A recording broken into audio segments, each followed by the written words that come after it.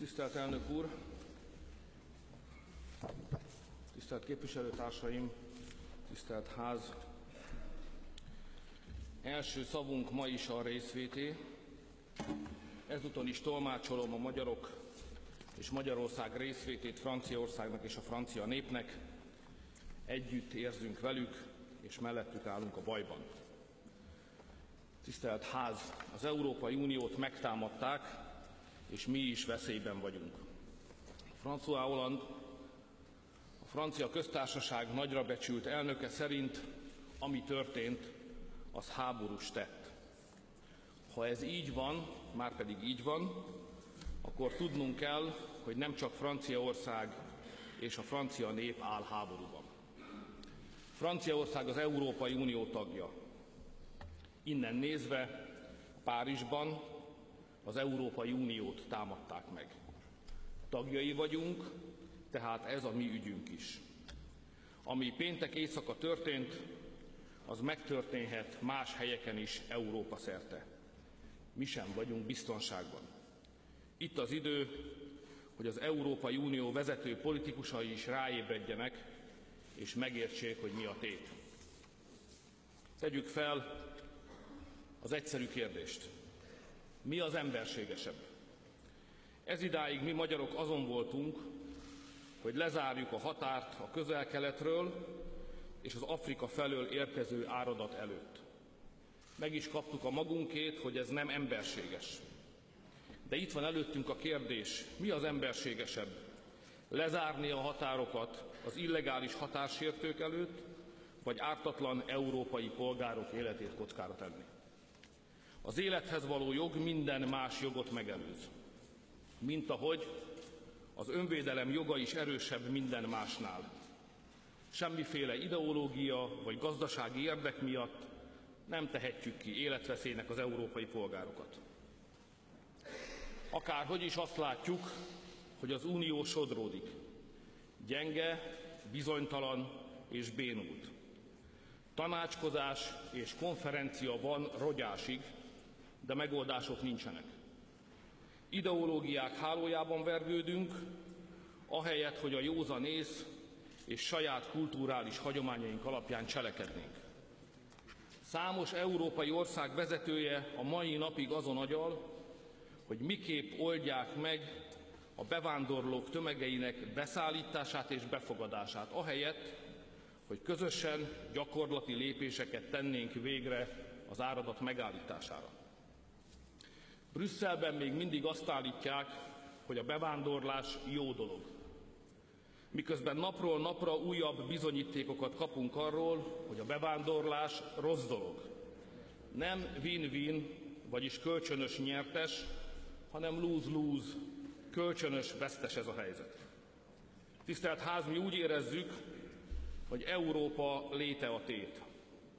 Brüsszel azonban rossz üzeneteket, újabb és újabb meghívókat küld a migránsoknak. Ahelyett, hogy megüzennénk nekik végre határozottan és becsületesen, hogy itt egyáltalán nem az várja őket, amire ők számítanak. Tisztelt ház! Többször figyelmeztettük az Európai Unió vezetőit, hogy ne hívják be ezeket az embereket Európába.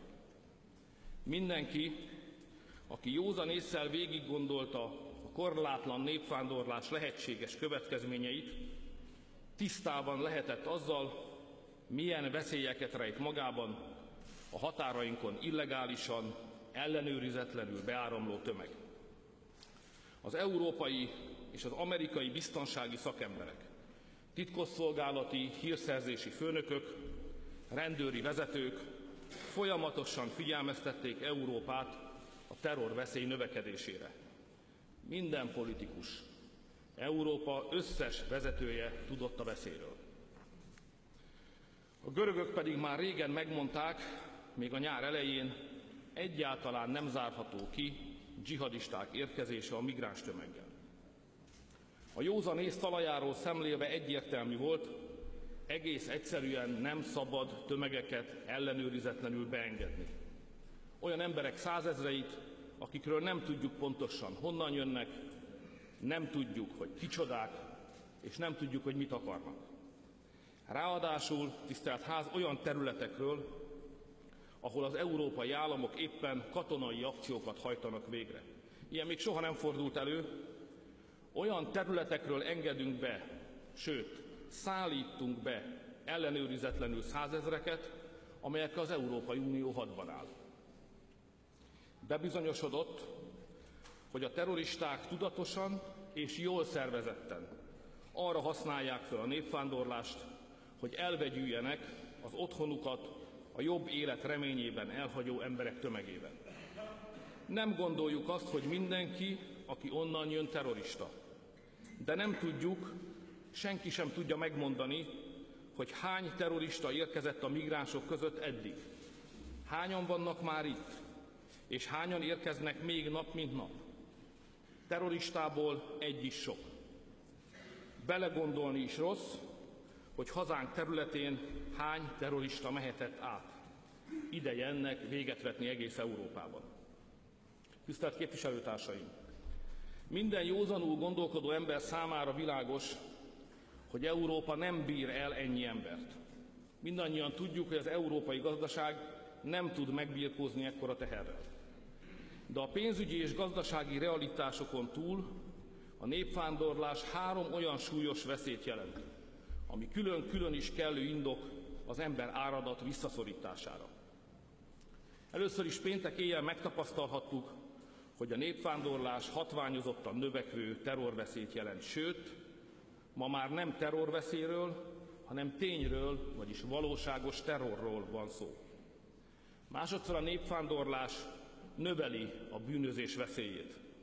Erről nem PC, politikailag nem korrekt beszélni, sőt, a nyugati világ ezeket a tényeket nyíltan letagadja, de attól még tény. Ahol Európában sok bevándorló van, ott jelentősen megnőtt a bűnözés és romlott a közbiztonság. Több a lopás, a rablás, a bántalmazás, a súlyos testi sértés, a nemi erőszak és az emberölés. Ha nem beszélünk róla, ezek attól még tények maradnak. Harmadszor pedig a más földrészekről, más kultúrákból ideérkező emberek tömeges betelepülése veszélyt jelent a kultúránkra, életformánkra, szokásainkra és hagyományainkra. Most már azok is, akik a multikulturalizmus téveszméjében éltek, és ezt a téveszmét ránk is akarták erőltetni, láthatják, hová vezet mindez. Tisztelt elnök úr, tisztelt képviselőtársaim, tisztelt ház! A történtek fényében szólnunk kell a kötelező betelepítési kvóta kérdéséről is. Még mindig ott tartunk, hogy valahol Magyarországon kívülről akarják megmondani, hogy nekünk magyaroknak kivel kellene együtt élnünk. Erről szól ez a kvóta. Azt javaslom a tisztelt háznak, továbbra se fogadjuk el, ragaszkodjunk továbbra is ahhoz, hogy magunk döntsük el, kit akarunk beengedni, kivel akarunk együtt élni.